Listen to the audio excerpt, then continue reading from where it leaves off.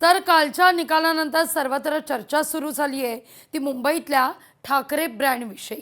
Thackeray brand राहणार की संपणार अशी चर्चा सुरू असतानाच दादर परळमधल्या या मुंबईतल्या मराठी माणसाला नेमकं काय वाटतं जाणून घेतलं आपले प्रतिनिधी भूषण शिंदे यांनी। माझ्या मैत्रीप्रमाणे सगळा मराठी माणूस आपल्या उद्धव ठाकरे आणि राज ठाकरेंबरोबर आहे। अजिबात प्रॉब्लेम येणार नाही आणि आता त्यांना टेन्शन जास्ती आहे की आत्ता जर बरोबरी झाली, जर शिंदे आमच्याकडे फिरले आणि बहुतेक होईल तसं माझ्या माहितीप्रमाणे फिरले ना तर यांचे वांदे आहेत, मग यांना पळायचं आहे सगळ्यांना। अजूनही ठाकरे टिकतील मुंबईमध्ये? हां टिकतीलच ना। त्यांचा सूर मिटू शकत नाही म्हणजे? नाही, हा म्हणजे चांगला केलेला कुठेही मिटत नाही। मराठी माणसं नेहमीच ठाकरे परिवारासोबत आहेत आणि जर का ही निवडणूक तुम्ही बघितली तर ही खूप अटीतटीची निवडणूक झाली किंवा ती केली, मला तर वाटतं ती केली असेल।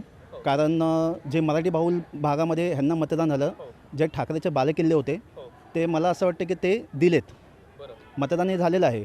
पण जे ठाकरे बंधू जे बोलत होते म्हणजे तिथे मार्करने मतदानावर हे करत होते, म्हणजे शाही मार्करने होते, पण निव्वळ ही गोष्ट खरी आहे, मी माझ्या डोळ्यांनी पाहिली आहे की जे मार्कर यूज केले गेले त्यात ते पुसले गेले होते, म्हणजे त्याचं राहतच नव्हतं।